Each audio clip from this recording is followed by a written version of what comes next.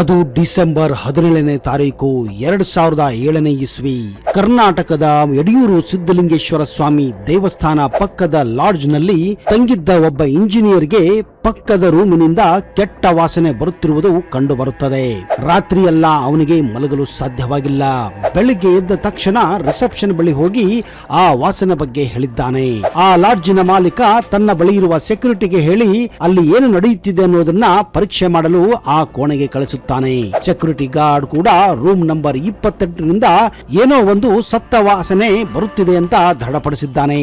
ಆ ಲಾಡ್ಜಿನ ಮಾಲೀಕ ಕೂಡ ಆ ರೂಮ್ ಬಳಿ ಬಂದು ಪರೀಕ್ಷೆ ಮಾಡಿದಾಗ ಒಳಗಡೆ ಏನೋ ಸತ್ತಿರುವ ಅನುಮಾನ ಅವನಿಗೂ ಬಂದಿದೆ. ತಕ್ಷಣವೇ ಯಡಿಯೂರು ಪೊಲೀಸ್ ಠಾಣೆಗೆ ಫೋನ್ ಮಾಡಿ ಪೊಲೀಸರನ್ನ ಬರಲಿಕ್ಕೆ ಹೇಳಿದ್ದಾನೆ. ಪೊಲೀಸರು ಬಂದು ಆ ಕೋಣೆಯ ಬಾಗಿಲನ್ನು ತೆಗೆದಾಗ ನೋಡಿ ಬೆಚ್ಚಿ ಬಿದ್ದಿದ್ದಾರೆ. ಹೌದು, ಆ ಕೆಟ್ಟ ವಾಸನೆ ಬರುವುದಕ್ಕೆ ಕಾರಣ ಅಲ್ಲಿ ಸುಮಾರು 60ರಿಂದ 65 ವಯಸ್ಸಿನ ಮಹಿಳೆಯ ಶವ ಪತ್ತೆಯಾಗಿತ್ತು. ಪೊಲೀಸರು ಬೆಂಗಳೂರಿಗೆ ಫೋನ್ ಮಾಡಿ FSL ಟೀಮ್ ಅಂದ್ರೆ ಫಾರೆನ್ಸಿಕ್ ಟೀಮ್ ಅನ್ನ ಕರೆಸಿ ಮತ್ತು ಒಬ್ಬ ಫೋಟೋಗ್ರಾಫರ್ ಅನ್ನ ಕರೆಸಿ ಎಲ್ಲವನ್ನ ರೆಕಾರ್ಡ್ ಮಾಡಲು ಹೇಳಿದ್ದಾರೆ.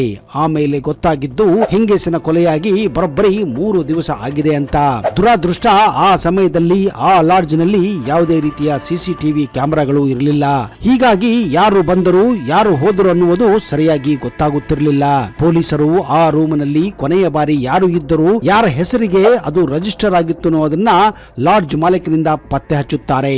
ಲಾಡ್ಜ್ ರಿಜಿಸ್ಟರ್ ನ ತೆಗೆದು ನೋಡಿದಾಗ ಅಲ್ಲಿ ಗೊತ್ತಾಗಿದ್ದು 4 ದಿವಸಗಳ ಹಿಂದೆ ಪಾಂಡವಪುರದಿಂದ ಬಂದಂತಹ ಮಲ್ಲಿಕಾ ಅನ್ನುವ ಮಹಿಳೆಯು 8 ದಿವಸ ಸಲುವಾಗಿ ಆ ರೂಮ್ ಅನ್ನ ಬುಕ್ ಮಾಡಿದ್ದರು.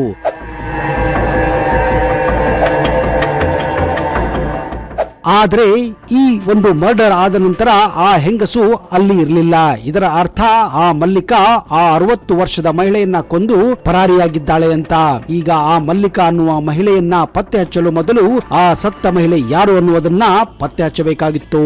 ಹೀಗಾಗಿ ಪೊಲೀಸರು ಆ 60 ವರ್ಷದ ಮಹಿಳೆಯ ಫೋಟೋವನ್ನ ಎಲ್ಲಾ ಪೊಲೀಸ್ ಠಾಣೆಗಳಿಗೆ ರವಾನಿಸಿದ್ದಾರೆ. ಮರುದಿನವೇ ಪೊಲೀಸ್ ಕಂಟ್ರೋಲ್ ರೂಮ್ಗೆ ಬೆಂಗಳೂರಿನ ಅಮೃತಹಳ್ಳಿಯಲ್ಲಿರುವ ಪೊಲೀಸ್ ಠಾಣೆಯಿಂದ ಒಂದು ಫೋನ್ ಬರುತ್ತದೆ. ಅದೇನೆಂದ್ರೆ 4 ದಿವಸಗಳ ಹಿಂದೆ ಮುನಿಯಮ್ಮ ಅನ್ನುವ ಮಹಿಳೆಯ ಮಿಸ್ಸಿಂಗ್ ಕೇಸ್ ಆ ಠಾಣೆಯಲ್ಲಿ ರಿಜಿಸ್ಟರ್ ಆಗಿತ್ತು. ಆ ಮಹಿಳೆಗೂ ಈ ಸತ್ತ ಮಹಿಳೆಗೂ ಹೋಲಿಕೆ ಇದೆ ಅಂತ ದೃಢಪಡಿಸುತ್ತಾರೆ. ಹಾಗೆಯೇ ಕೊನೆಗೆ ಆ ಮುನಿಯಮ್ಮಳ ಗಂಡ ಆಂಜನೇಯಪ್ಪನನ್ನ ಕರೆಸಿ ಪರೀಕ್ಷಿಸಿದಾಗ ಆ ಸತ್ತ ಮಹಿಳೆ ಅವನ ಹೆಂಡತಿಯಂತೆ ಕನ್ಫರ್ಮ್ ಆಗುತ್ತದೆ. 4 ದಿವಸಗಳ ಹಿಂದೆ ಅವನ ಹೆಂಡತಿ ಮುನಿಯಮ್ಮ ದೇವಸ್ಥಾನಕ್ಕೆ ಹೋದಾಗ ಅಲ್ಲಿಂದ ನಾಪತ್ತೆಯಾಗಿದ್ದಳು ಅನ್ನುವ ಮಾಹಿತಿ ಪೊಲೀಸರಿಗೆ ಗೊತ್ತಾಗುತ್ತದೆ. ಹೀಗೆ ಬೆಂಗಳೂರಿನ ಸುತ್ತಮುತ್ತ ದೇವಸ್ಥಾನಗಳಿಂದ ಆ ಸಮಯದಲ್ಲಿ ಹಲವಾರು ಮಹಿಳೆಯರ ಮಿಸ್ಸಿಂಗ್ ಕೇಸ್ಗಳು ತುಂಬಾನೇ ಬರುತ್ತಿದ್ದವು. ಇದು ಕೂಡ ಅಂತಹದ್ದೇ ಅಂತ ಈಗ ಒಂದು ನಿಗೂಢವಾಗಿತ್ತು. ಪೊಲೀಸ್ ಇನ್ಸ್ಪೆಕ್ಟರ್ ಉಮೇಶ್ ಈ ಕೇಸ್ ಹಿಂದೆ ಬಿದ್ದಾಗ ನಿಜಕ್ಕೂ ಒಂದು ಬೆಚ್ಚಿ ಬೀಳಿಸುವ ಮಾಹಿತಿ ಅವರಿಗೆ ಲಭಿಸುತ್ತದೆ. ಅದು 2006, 2007 ಬೆಂಗಳೂರಿನ ಹೊರವಲಯದಲ್ಲಿ ಮುಖ್ಯವಾಗಿ ದೇವಾಲಯಗಳಲ್ಲಿ ನಿಗೂಢ ಸಂದರ್ಭದಲ್ಲಿ ಅನೇಕ ಮಹಿಳೆಯರು ನಾಪತ್ತೆಯಾಗಿ ಸಾವನ್ನಪ್ಪುತ್ತಿದ್ದರು. ಇದು ಸಾರ್ವಜನಿಕರಲ್ಲಿ ಒಂದು ರೀತಿಯ ಭಯದ ವಾತಾವರಣ ಉಂಟಾಗಿತ್ತು. ಇದಕ್ಕೆ ಕಾರಣವೇ ಸೈನೈಡ್ ಮಲ್ಲಿಕಾ.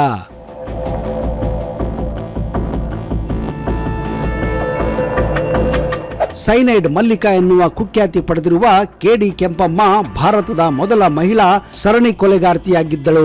ಈಕೆ ಮೂಲತಃ ಬೆಂಗಳೂರಿನವರು. ಇವಳು ಮಾಡಿದ ಕೊಲೆ ಹೇಗಿರುತ್ತಿತ್ತೆಂದರೆ ಪೊಲೀಸರಿಗೂ ಕೂಡ ಕೊಲೆಯ ಸಣ್ಣ ಸುಳಿವು ಕೂಡ ಸಿಗುತ್ತಿರಲಿಲ್ಲ. ದೇಹದಲ್ಲಿ ಯಾವುದೇ ರೀತಿಯ ಗಾಯಗಳು ಇರುತ್ತಿರಲಿಲ್ಲ. ಬಹುತೇಕ ಹೆಣಗಳು ಕೊಳೆತ ಸ್ಥಿತಿಯಲ್ಲಿಯೇ ಪತ್ತೆಯಾಗುತ್ತಿದ್ದವು. ಕೆಲವು ಪ್ರಕರಣಗಳಲ್ಲಿ ಅಸಹಜ ಸಾವು ಎಂದು ದಾಖಲಿಸಲಾಗುತ್ತಿತ್ತು.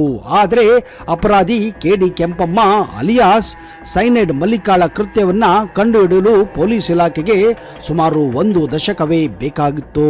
ಸದ್ಯ ಈಕೆ ಕಂಬಿಯ ಹಿಂದೆ ಇದ್ದರೂ ಈಕೆ ಹೆಸರು ಕೇಳಿದರೆ ಪೊಲೀಸರಲ್ಲಿ ಮತ್ತು ಸಾರ್ವಜನಿಕರಲ್ಲಿ ಭಯ ಹುಟ್ಟಿಸುತ್ತದೆ.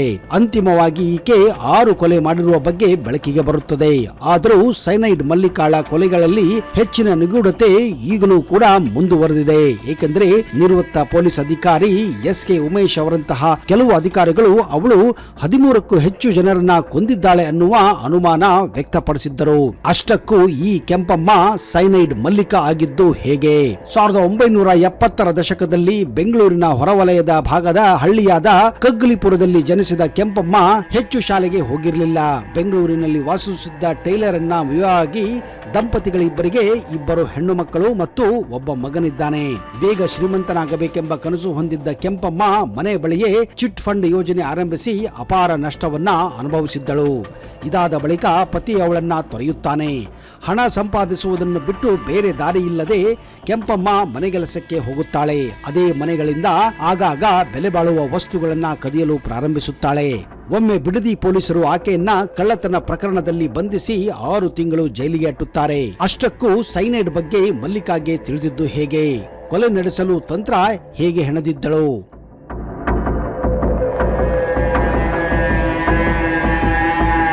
ಹಣ ಸಂಪಾದನೆಗೆ ಇಳಿದಿದ್ದ ಕೆಂಪಮ್ಮ ಅಕ್ಕ ಸಾಲಿಗನ ಬಳಿ ಕೆಲಸಕ್ಕೆ ಸೇರಿಕೊಳ್ಳುತ್ತಾರೆ. ಅಲ್ಲಿ ಆಕೆಗೆ ಸೈನೈಡ್ ಬಗ್ಗೆ ಮೊಟ್ಟ ಮೊದಲ ಬಾರಿಗೆ ತಿಳಿಯುತ್ತದೆ. ಇದು ಹೆಚ್ಚು ವಿಷಕಾರಿ ರಾಸಾಯನಿಕವಾಗಿದ್ದು ಅಂತಿಮವಾಗಿ ತನ್ನ ಕೃತ್ಯಗಳಿಗೆ ಇದೇ ಸೈನೈಡ್ ಅನ್ನ ಬಳಸಲು ಪ್ರಾರಂಭಿಸುತ್ತಾಳೆ. ಅವಳ ಟಾರ್ಗೆಟ್ ಇದ್ದಿದ್ದೇ ದೇವಾಲಯಕ್ಕೆ ತೆರಳುವಂತಹ ಮಹಿಳಾ ಭಕ್ತರು ಮತ್ತು ಅವರು ಧರಿಸುತ್ತಿರುವಂತಹ ಚಿನ್ನದ ಸರಗಳು. ಮೊದಲಿಗೆ ದೇವಾಲಯಕ್ಕೆ ಬರುವ ಭಕ್ತರನ್ನ ಚೆನ್ನಾಗಿ ಮಾತನಾಡಿಸಿ ತನ್ನ ಬುಟ್ಟಿಗೆ ಹಾಕಿಕೊಳ್ಳುತ್ತಿದ್ದಳು. ಬಳಿಕ ಅವರೊಂದಿಗೆ ಉತ್ತಮ ಬಾಂಧವ್ಯ ಹೊಂದುತ್ತಿದ್ದಳು. ಇಷ್ಟ ಮಾತ್ರವಲ್ಲದೆ ಕಷ್ಟ ಎಂದು ದೇವಾಲಯಕ್ಕೆ ಬಂದವರಿಗೆ ಪೂಜೆಗಳನ್ನ ಮಾಡಿಸಿ ಎಂದು ಸಾಂತ್ವನದ ಮಾತುಗಳನ್ನ ಹೇಳುತ್ತಿದ್ದಳು. ಅಷ್ಟೇ ಅಲ್ಲದೆ ಮಹಿಳೆಯರನ್ನ ಮಂಡಲ ಪೂಜೆಗೆಂದು ಹೊರ ವಲಯದಲ್ಲಿರುವ ದೇವಾಲಯಕ್ಕೆ ಕರೆಸುತ್ತಿದ್ದಳು. ಪೂಜೆಗೆ ಬರುವಾಗ ಬೆಲೆ ಬಾಳುವ ಚಿನ್ನ ಸೀರೆಗಳನ್ನ ಧರಿಸಿ ಬರುವಂತೆ ಹೇಳುತ್ತಿದ್ದಳು. ನೊಂದ ಮಹಿಳೆಯರಿಗೆ ಕಣ್ಣು ಮುಚ್ಚಿ ಪ್ರಾರ್ಥಿಸಲು ಹೇಳಿ ಸೈನೈಡ್ ಮಿಶ್ರಿತ ತೀರ್ಥವನ್ನ ಕುಡಿಯಲು ಕೊಡುತ್ತಿದ್ದಳು. 1999ರಲ್ಲಿ 30 ವರ್ಷದ ಮಮತಾ ರಾಜನ್ ಅನ್ನುವ ಶ್ರೀಮಂತ ಮಹಿಳೆಯನ್ನ ಗುರಿಯಾಗಿಸಿಕೊಂಡು ಕೆಂಪಮ್ಮ ತನ್ನ ಮೊದಲ ಕೊಲೆಯನ್ನ ಮಾಡಿದ್ದಳು. 2000ನೇ ಇಸ್ವಿಯಲ್ಲಿ ಬೆಲೆ ಬಾಳುವ ವಸ್ತುಗಳನ್ನು ಕದ್ದಿದ್ದಕ್ಕಾಗಿ ಆಕೆಯನ್ನ ಮತ್ತೆ ಬಂಧಿಸಲಾಗಿತ್ತು ಮತ್ತು 6 ತಿಂಗಳ ಜೈಲಿಗೆ ಕಳಿಸಲಾಗಿತ್ತು. ಇದಾದ ಮತ್ತೆ ತನ್ನ ಹಳೆ ಚಾಳಿಯನ್ನ ಮುಂದುವರೆಸಿದ್ದಳು. ಹೀಗೆ 2006ರಲ್ಲಿ ಅತಿಥಿ ಗೃಹದಲ್ಲಿ ಶವ ಪತ್ತೆಯಾದ ಬೆಂಗಳೂರು ನಿವಾಸಿ ರೇಣುಕಾ ಕೊಲೆ ಪ್ರಕರಣ ಪೊಲೀಸ್ ವರದಿಯಲ್ಲಿ ಕೊಲೆಗಾರ್ತಿ ಜಯಮ್ಮ ಅಂತ ನಮೂದಿಸಲಾಗುತ್ತದೆ. ಇದೇ ರೀತಿ ಕೆಂಪಮ್ಮ ತನ್ನು ಸುಳಿವು ಸಿಗದಂತೆ ಆಗಾಗ ಕೊಲೆ ಮಾಡಿ ಹೆಸರನ್ನ ಬದಲಾಯಿಸಿಕೊಳ್ಳುತ್ತಿದ್ದಳು. 2007ರಲ್ಲಿ ಅಕ್ಟೋಬರ್ 10 ಮತ್ತು ಡಿಸೆಂಬರ್ 18 ನಡುವೆ 5 ಮಹಿಳೆಯನ್ನ ಈ ಕೆಂಪಮ್ಮ ಕೊಂದಿದ್ದಳು. ಆಕೆ ಎರಡನೇ ಬಲಿಪಶು ಆಗಿದ್ದೇ 52 ವಯಸ್ಸಿನ ಸಾತನೂರಿನ ಎಲಿಜಬೆತ್. ಕಾಣೆಯಾದ ಮೊಮ್ಮಗಳನ್ನು ಹುಡುಕಲು ಎಲಿಜಬೆತ್ ಪ್ರಾರ್ಥಿಸುತ್ತಿದ್ದಳು. ಕೆಂಪಮ್ಮ ಆಕೆಯನ್ನ ಕಬ್ಬಾಳಮ್ಮನ ದೇವಸ್ಥಾನಕ್ಕೆ ಕೊರೆದು ಕೊಂದಿದ್ದಾಳೆ. ಕೆಂಪಮ್ಮನ 3ನೇ ಬಲಿಪಶು ಯಶೋದಮ್ಮ, ವಯಸ್ಸು 60. ಅವರು ಡಿಸೆಂಬರ್ 7ರಲ್ಲಿ ಕ್ಯಾತಸಂದ್ರದ ಸಿದ್ಧಗಂಗಾ ಮಠದಲ್ಲಿ ಹತ್ತಿರ ಕೊಲ್ಲಲ್ಪಟ್ಟಿದ್ದರು. ಕೆಂಪಮ್ಮ ಅವರಿಗಾಗಿ ಅಸ್ತಮಾದಿಂದ ಮುಕ್ತಿ ನೀಡಲು ಧಾರ್ಮಿಕ ಕ್ರಿಯೆಯನ್ನು ಮಾಡಿಸುವುದಾಗಿ ಭರವಸೆ ನೀಡಿದ್ದಳು.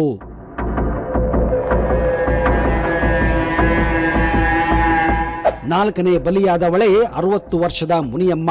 ಅಮೃತಹಳ್ಳಿಯ ಆಕೆಯನ್ನ ಯಡಿಯೂರು ಸಿದ್ದಲಿಂಗೇಶ್ವರ ದೇವಸ್ಥಾನ ಬಳಿ ಒಂದು ಲಾಡ್ಜ್ನಲ್ಲಿ ಹತ್ಯೆ ಮಾಡಲಾಗಿತ್ತು. ಇಲ್ಲಿಯೇ ನೋಡಿ, ಮೊಟ್ಟ ಮೊದಲ ಬಾರಿಗೆ ಈ ಕೆಂಪಮ್ಮಳ ಸುಳಿವು ಈ ಪೊಲೀಸರಿಗೆ ಸಿಗಲು ಪ್ರಾರಂಭಿಸುತ್ತದೆ. ಆದರೂ ಕೆಂಪಮ್ಮ ಮಾತ್ರ ತನ್ನ ಹತ್ಯೆಯನ್ನ ಮುಂದುವರೆಸಿದ್ದಳು. ಆಕೆಯ 5ನೇ ಬಲಿಪಶು 60 ವರ್ಷದ ಪಿಳ್ಳಮ್ಮ. ಮದ್ದೂರು ವೈದ್ಯನಾಥಪುರದಲ್ಲಿ ಕೊಲ್ಲಲ್ಪಟ್ಟಿದ್ದಳು. ಪಿಳ್ಳಮ್ಮ ಹೆಬ್ಬಾಳ ದೇವಸ್ಥಾನದ ಅರ್ಚಕರಾಗಿದ್ದರು. ಹೆಬ್ಬಾಳು ದೇವಸ್ಥಾನಕ್ಕೆ ಹೊಸ ಕಮಾನು ಪ್ರಾಯೋಜಿಸುವುದಾಗಿ ಕೆಂಪಮ್ಮ ಪಿಳ್ಳಮ್ಮನಿಗೆ ತಿಳಿಸಿದ್ದಳು. ಕೆಂಪಮ್ಮಳ ಕೊನೆಯ ಬಲಿಪಶು ನಾಗವೇಣಿ, 30 ವರ್ಷದ ಮಹಿಳೆ. ಅವಳು ಮಕ್ಕಳಿಲ್ಲದ ಕಾರಣ ಗರ್ಭಿಣಿಯಾಗಲು ಪ್ರಾರ್ಥಿಸುತ್ತಿದ್ದಳು. ವಿಶೇಷವೇನೆಂದರೆ ಕೊಲೆ ಮಾಡಿದ ಬಳಿಕವೂ ಕೂಡ ಆಕೆ ಮನೆ ಕೆಲಸಗಳನ್ನ ಮುಂದುವರಿಸುತ್ತಿದ್ದಳು. ಅನುಮಾನ ಬರಬಾರದೆಂದು ಆ ಕಾರಣಕ್ಕಾಗಿ ಈಕೆ ಈ ರೀತಿ ನಡೆದುಕೊಳ್ಳುತ್ತಿದ್ದಳು. ಈಕೆ ಮಾಡಿದ ಕೊನೆಯ ಕೊಲೆಯು ಡಿಸೆಂಬರ್ 18, 2007ರಂದು ಅದು ನಾಗವೇಣಿ ಎಂಬಾಕೆಯದ್ದು.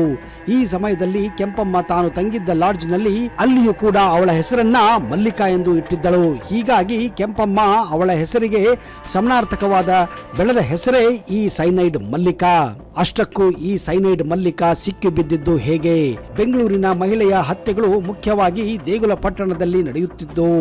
ಕೆಲವು ಪ್ರಕರಣಗಳು ಅಸ್ವಾಭಾವಿಕ ಸಾವು ಎಂದು ವರದಿಯಾಗಿದ್ದವು. ಸೈನೈಡ್ ಎಂಬ ರಸಾಯನ ದೇಹ ಹೊಕ್ಕಿದ ಕಾರಣಕ್ಕೆ ಬೇಗ ಮೃತದೇಹ ಕೊಳೆಯುತ್ತಿತ್ತು. ಹೀಗಾಗಿ ತನಿಖೆ ಪೊಲೀಸರಿಗೂ ಸವಾಲಾಗಿತ್ತು. ಪೊಲೀಸ್ ವರಿಷ್ಠಾಧಿಕಾರಿ ನಿವೃತ್ತರಾದಂತಹ ಉಮೇಶ್ ಅವರು ಡಿಸೆಂಬರ್ 2007ರಲ್ಲಿ ಮದ್ದೂರಿನ ಲಾಡ್ಜ್ನಲ್ಲಿ ಶವ ಪತ್ತೆಯಾದ ಯಶೋದಮ್ಮ ಅವರ ಕುರಿತು ಪತ್ರಿಕೆಯ ಲೇಖನವನ್ನು ಓದಿದಾಗ ಮಹಿಳೆಯ ನಿಗೂಢ ಸಾವಿಗೆ ಇದು ಕನೆಕ್ಟ್ ಆಗುತ್ತಿತ್ತು ಆಗಿತ್ತು ಎಂದು ಅಂದುಕೊಂಡಿದ್ದಾರೆ. ಹೀಗೆ ಯಶೋದಮ್ಮ ಅವರ ಮೊಬೈಲ್ ಸಂಖ್ಯೆಯನ್ನು IMEI ನಂಬರ್ ಮೂಲಕ ಮೊಬೈಲ್ ಟ್ರ್ಯಾಕಿಂಗ್ ಮಾಡಿದಾಗ ಸೈನೈಡ್ ಮಲ್ಲಿಕಾ ಸಿಕ್ಕಿಬಿದ್ದಿದ್ದಾಳೆ.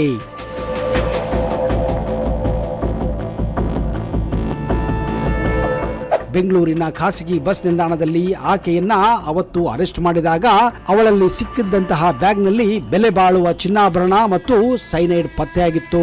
ಈ ಆಭರಣಗಳು ಸಂತ್ರಸ್ತರೊಬ್ಬಳಿಗೆ ಸೇರಿದ್ದಾಗಿತ್ತು.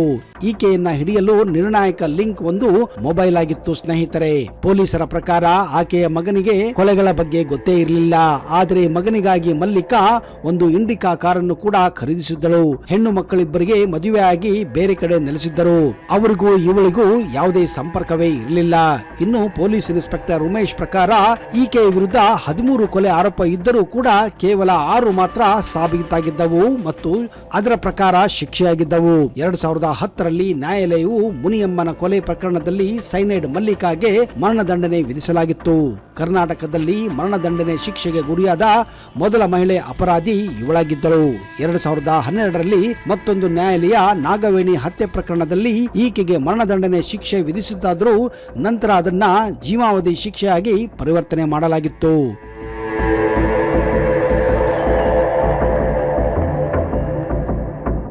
ನೋಡಿದಿರಾ ಸ್ನೇಹಿತರೆ, ಯಾವ ರೀತಿ ಕೆಲವು ಅನಾಮಿಕ ವ್ಯಕ್ತಿಗಳು ನಮ್ಮನ್ನ ಯಾವ ರೀತಿ ಹಮಾರಿಸುತ್ತಾರೆ ಅಂತ. ಯಾವುದಕ್ಕೂ ನಮಗೆ ಗೊತ್ತಿರದಂತಹ ವ್ಯಕ್ತಿಗಳಿಂದ ಯಾವುದೇ ರೀತಿಯ ತಿನ್ನುವ ವಸ್ತುಗಳನ್ನ ಪಡೆಯದೆ ದೂರವಿರುವುದು ಉತ್ತಮ. ಸುಮ್ಮನೆ ಯಾರೋ ಏನೋ ಹೇಳಿದ್ರು ಅಂತ ಅಂತವರ ಮಾತಿಗೆ ಬೆಲೆ ಕೊಡಬೇಡಿ. ಗೊತ್ತಿದ್ದಾಗ ಮಾತ್ರ ಅಂತವರ ಜೊತೆ ವ್ಯವಹಾರಗಳನ್ನ ಮಾಡಿ ಅಂತ ನಿವೃತ್ತ ಪೊಲೀಸ್ ಅಧಿಕಾರಿ ಉಮೇಶ್ ಅವರು ಒಂದು ಕಿವಿ ಮಾತನ್ನ ಹೇಳಿದ್ದಾರೆ.